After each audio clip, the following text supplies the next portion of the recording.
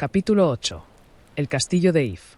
Al atravesar la antecámara, el comisario de policía hizo una seña a dos gendarmes, que enseguida se colocaron a la derecha y a la izquierda de Dantes. Abrióse una puerta que conducía desde la habitación del procurador del rey al Tribunal de Justicia, y echaron por uno de esos pasadizos sombríos que hacen temblar a los que por ellos pasan, aunque no tengan por qué temblar. Así como el despacho de Villefort comunicaba con el Tribunal de Justicia, este comunicaba con la cárcel, edificio sombrío pegado al palacio. Por todas sus ventanas y balcones se ve el famoso campanario de los Acoules, que se eleva enfrente. Tras haber andado un sinnúmero de corredores, vio Dantes abrirse una puerta con un candado de hierro, como en respuesta a 3 golpes que dio el comisario con un martillo de hierro, y que sonaron lúgubremente en el corazón del preso. Recelaba éste en entrar, pero los 2 gendarmes le empujaron ligeramente, y la puerta volvió a cerrarse. Ya respiraba otro aire, pesado y mefítico, ya estaba en los calabozos. Se le condujo a uno, aunque decente, bien guardado de barrotes y cerrojos, pero su aspecto no era para infundir serios temores. Por otra parte, las palabras del sustituto del procurador del rey, que habían parecido tan sinceras a Dantes, resonaban en sus oídos todavía como una promesa de esperanza. Eran las 4 cuando Dantes entró en su prisión, de manera que la noche llegó muy pronto. Corría, como hemos dicho, el 1 de marzo. Falto de empleo el sentido de la vista, se le aumentó grandemente el del oído. Creyendo que venían a ponerle en libertad al rumor más leve, se levantaba al punto encaminándose a la puerta, pero bien pronto el rumor se perdía en otra dirección, y el preso volvía a caer desesperado sobre su banquillo. A las 10 de la noche, en fin, cuando iba ya perdiendo toda esperanza, le pareció que un nuevo ruido se acercaba en efecto a su prisión. Y así fue. Oyéronse en el corredor unos pasos, que junto a su puerta cesaron. Giró una llave, rechinaron los cerrojos, la pesada puerta de encina se abrió, inundando de luz deslumbradora la estancia. Al resplandor veía Edmundo brillar los sables y las alabardas de 4 gendarmes. Había dado ya un paso hacia la puerta, pero se detuvo al ver aquel inusitado aparato militar. ¿Venís a buscarme?, inquirió. Sí, respondió uno de los gendarmes. ¿De parte del sustituto del procurador del rey? Eso es lo que creo. Estoy pronto a seguiros, dijo entonces Dantes. Persuadido de que le buscaban de parte de Villefort, no tenía ningún recelo. Adelantóse, pues, con rostro tranquilo y paso firme, y se colocó él mismo en medio de su escolta. En la puerta de la calle esperaba un coche. Junto al cochero estaba sentado un guardia municipal. ¿Es para mí ese carruaje?, preguntó Dantes. Para vos, respondió un gendarme, subid. Quiso Dantes hacer algunas observaciones, pero la portezuela se abrió, sintiéndose empujado para que subiese, y como no tenía ni posibilidad ni intención de resistirse, hallóse al punto en el fondo del carruaje, sentado entre 2 gendarmes. Ocuparon los otros 2 el asiento de la delantera, y el pesado vehículo se puso en marcha, causando un ruido sordo y siniestro. El preso dirigió sus ojos a las ventanillas, pero todas tenían rejas, no había hecho sino mudar de prisión. Solamente que ésta se movía, transportándole a un sitio del ignorado. A través de los barrotes, tan espesos que apenas cabía la mano entre ellos, reconoció Dantes que pasaban por la calle de la Tesorería, y que bajaban al muelle por la calle de San Lorenzo y la de Taramis. Luego, a través de la reja del coche, vio brillar las luces de la consigna. El carruaje se paró, apeóse el municipal y se acercó al cuerpo de guardia, de donde salió al punto una docena de soldados que se pusieron en fila, viendo Dantes relucir sus fusiles al resplandor de los reverberos del muelle. ¿Se desplegará para mí ese aparato de fuerza militar?, murmuró para sus adentros. Al abrir el municipal la portezuela, que estaba cerrada con llave, respondió a la pregunta de Dantes sin pronunciar una sola palabra, porque pudo ver entonces entre las 2 filas de soldados un como camino preparado para él desde el carruaje al puerto. Los 2 gendarmes que ocupaban el asiento delantero bajaron los primeros, haciéndole a su vez apearse, en lo que le imitaron luego los 2 que llevaba al lado. Dirigiéronse hacia una lancha que un aduanero de la marina sujetaba a la orilla con una cadena, mientras los soldados contemplaban al preso con aire de estúpida curiosidad. Inmediatamente encontróse instalado en la popa, siempre entre los 4 gendarmes, y el municipal a la proa. Una violenta sacudida separó el barco de la orilla, y 4 remeros vigorosos lo enderezaron hacia el pillón. A un grito de los remeros bajó la cadena que cierra el puente, y se encontró Edmundo en lo que se llama el freón, es decir, fuera del puerto. Al salir al aire libre el primer impulso del preso fue de alborozo, porque el aire significa libertad. Así, pues, respiró a sus anchas esa brisa ligera que lleva en sus alas los dulcísimos e incomprensibles misterios de la noche y del mar.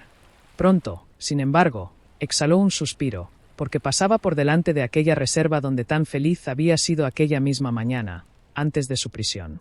Para mayor dolor, a través de las luminosas rendijas de dos ventanas, los alegres rumores de un baile llegaban a sus oídos.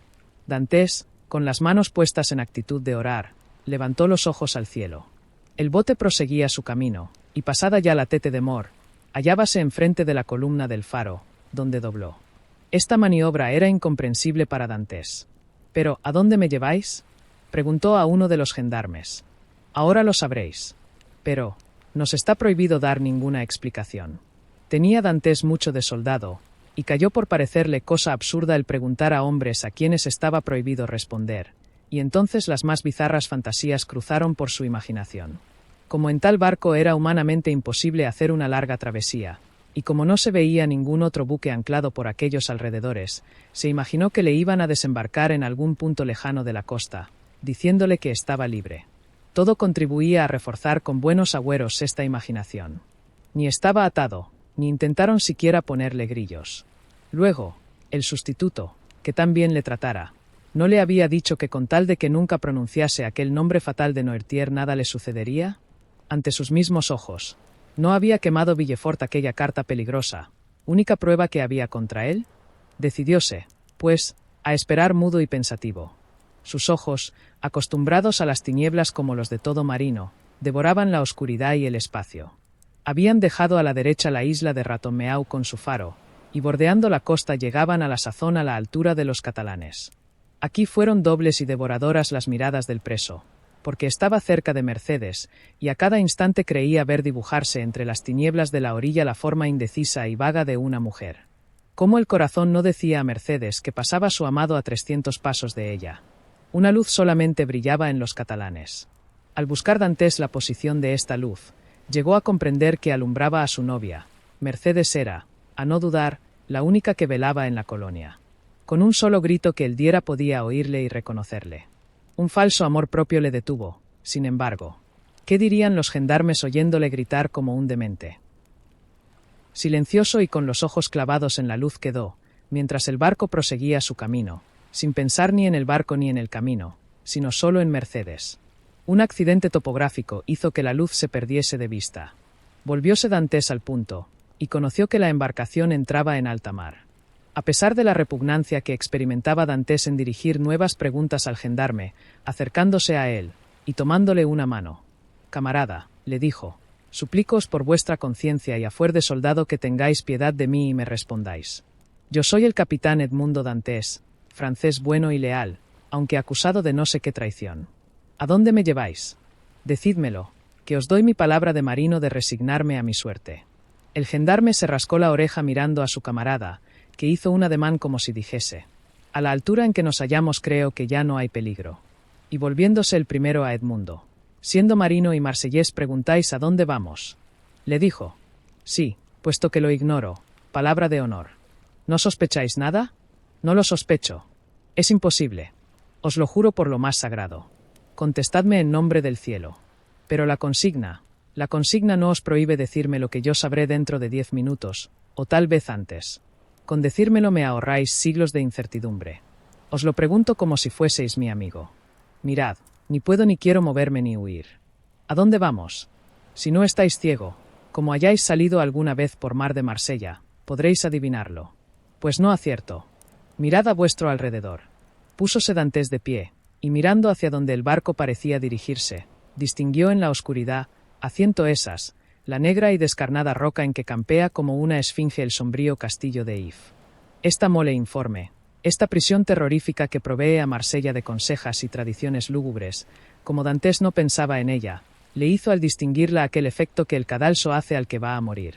«Dios mío», exclamó, «el castillo de If. ¿Qué vamos a hacer allí?» El gendarme se sonrió.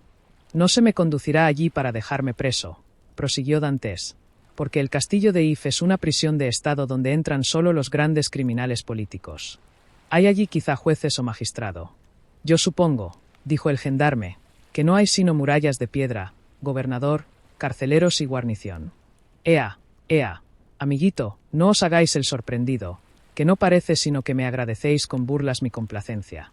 Dantes apretó la mano del gendarme. ¿Sospecháis que me llevan a encerrar al castillo de If? Es probable, camarada, pero no sé a qué viene el apretarme tanto la mano. ¿Sin más formalidades? ¿Sin más averiguaciones? Las formalidades están cumplidas, y las averiguaciones hechas. De modo que a pesar de la promesa del señor de Villefort... Ignoro si el señor de Villefort os ha prometido algo, dijo el gendarme, pero sé que vamos al castillo de If. ¿Qué hacéis? Camaradas, a mí. Rápido como el rayo, Dantes había querido arrojarse al mar, pero los ojos infatigables y peritos del gendarme lo habían adivinado, y 4 brazos vigorosos le sujetaron cuando ya sus pies iban a abandonar el suelo de la barca, después de lo cual volvió a caer en el fondo de ésta, rugiendo de cólera. Muy bien, exclamó el gendarme poniéndole sobre el pecho una rodilla. Muy bien. Así cumplís vuestras palabras de marino. ¿Quién se fía de moscas muertas? Ahora, amiguito, si os movéis tan siquiera, os soplo una bala en el cráneo. Falté a la primera parte de mi consigna, pero os juro que no faltaré a la segunda. Y Dantes sintió, en efecto, apoyado en su sien el cañón del mosquetón. De momento estuvo tentado de hacer el movimiento que se le prohibía para acabar de una vez con aquella serie de inesperadas desgracias. Pero por lo mismo que eran inesperadas, no pudo creerlas duraderas, y con esto, y con recordar las promesas de Villefort, y con parecerle indigna, preciso es decirlo, aquella muerte a manos de un gendarme en el fondo de una lancha. Volvió a su sitio primero, sollozando de ira y retorciéndose las manos con furor. Casi en el mismo instante hizo temblar el barco un choque violentísimo. Saltó uno de los remeros a la roca en que acababa de tocar la proa. Crujió una maroma enroscándose en una polea, y pudo comprender Edmundo que había llegado al término del viaje y amarraban el bote. En efecto, sus guardias, que le sujetaban a la vez por los brazos y por el cuello, obligáronle a levantarse y a saltar a tierra, impeliéndole hacia los escalones que conducían a la ciudadela, mientras que el municipal los seguía detrás con la bayoneta calada. Ya no hizo Dantes vanas resistencias. Su lentitud en el andar más le producía la inercia que la resistencia, y daba traspiés como un borracho. Veía escalonarse soldados por el camino. Conoció que subía una escalera que le obligaba a alzar los pies, y que entraba por una puerta, y que esta puerta se cerraba detrás de él. Pero todo maquinalmente, como a través de una nube, sin distinguir nada con claridad. Ya ni siquiera veía el mar, esa fuente de dolores para los presos, que contemplan su espacio afligidos por no poderlo salvar. En un momento que hicieron alto, procuró Edmundo recogerse en sí mismo y darse cuenta de su situación. Miró en derredor, y vio que se encontraba en un patio cuadrado de altísimas paredes. Oíase a lo lejos el paso acompasado de los centinelas, y tal vez cuando pasaban al resplandor proyectado en los muros por 2 o 3 luces que había dentro del castillo, veía brillar el cañón de sus fusiles. Aguardaron allí como por espacio de 10 minutos. Seguros de que ya no podría escapárseles, los gendarmes habían abandonado a Dantes. Parecía que esperasen órdenes que al fin llegaron. ¿Dónde está el preso?, preguntó una voz. Aquí, respondieron los gendarmes. Que venga conmigo, voy a llevarle a su departamento. Dijeron los gendarmes a Dantes. Siguió el preso a su guía, que, en efecto, le condujo a una sala casi subterránea, cuyas paredes negras y húmedas parecía que sudasen lágrimas. Una especie de lámpara, de fétida grasa en vez de aceite, ardía sobre un banco iluminando aquella mansión horrible. Con su luz pudo reconocer Dantes a su conductor, carcelero subalterno, mal vestido y de mala facha. «He aquí vuestro cuarto para esta noche», le dijo. «Es ya tarde y el señor gobernador está acostado. Cuando mañana se levante, según las órdenes que tenga, acaso os mudarán de domicilio. Mientras tanto, aquí tenéis pan, agua en ese cántaro, y paja allí en un rincón. Es cuanto puede un preso desear. Buenas noches».